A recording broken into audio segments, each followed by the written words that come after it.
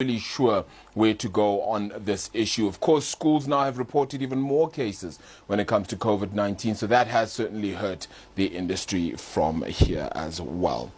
All right, then, let's move on to another story.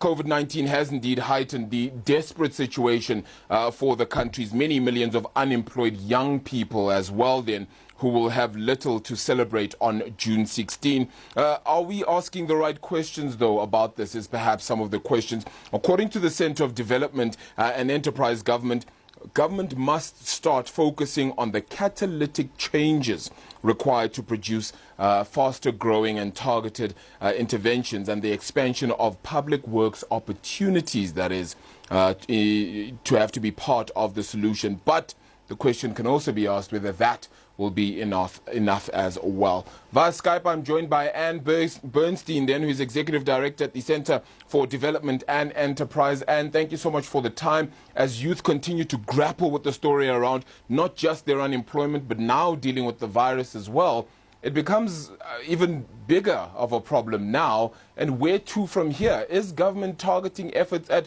rebuilding that phase at the very least? Well, thanks very much.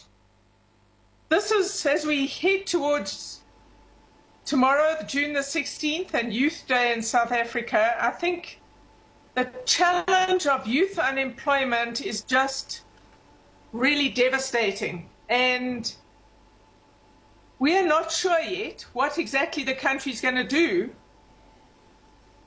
now that we're during this crisis and afterwards. And we're saying that dealing with youth unemployment has to be one of the national priorities. And the big test is scale. Is what the president's talking about, what he was talking about in February in his State of the Nation speech, what we hope he's going to talk about next week, are the initiatives being proposed going to deal with the scale of this challenge? Because there are over 6 million people before we entered COVID who were unemployed, who were young people between the ages of 15 to 34.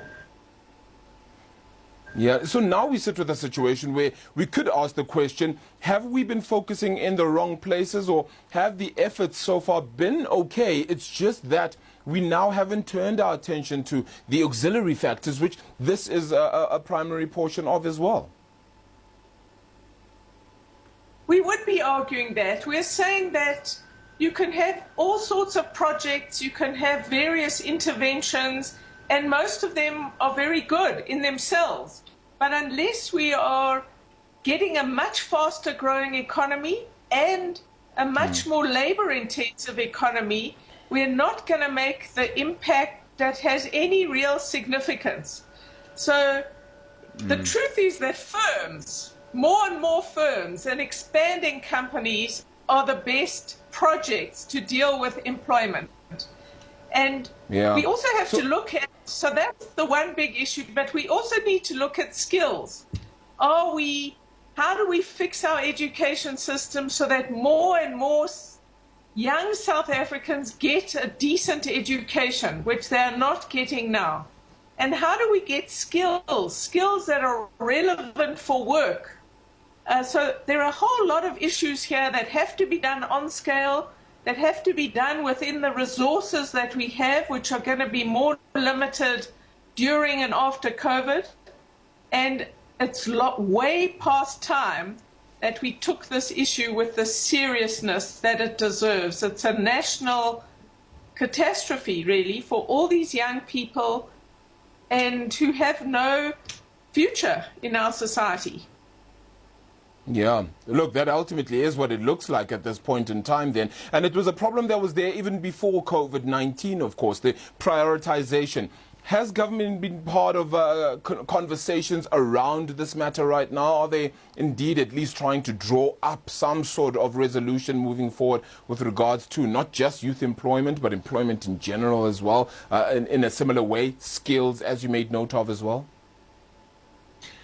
Look, it's important that in the February State of the Nation speech, the President had youth unemployment and a set of initiatives to deal with this as one of his major priorities. That's good. but obviously that was overtaken by COVID.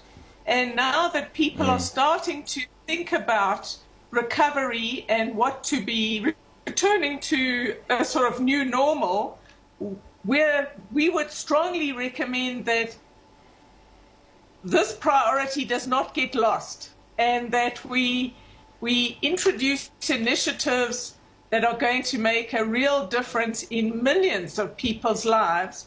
And that means we have to take the bold decisions about the labor market and access for young people into the labor market, and how we get a much faster growing economy and firms that are expanding and wanting to hire young people. That's critical. Those are the reforms we have to get going. Yeah, look, and it certainly is a conversation to be had, not just once, but certainly into perpetuity by the seams of things. Thank you so much for your time there. And Bernstein there, joining us via live.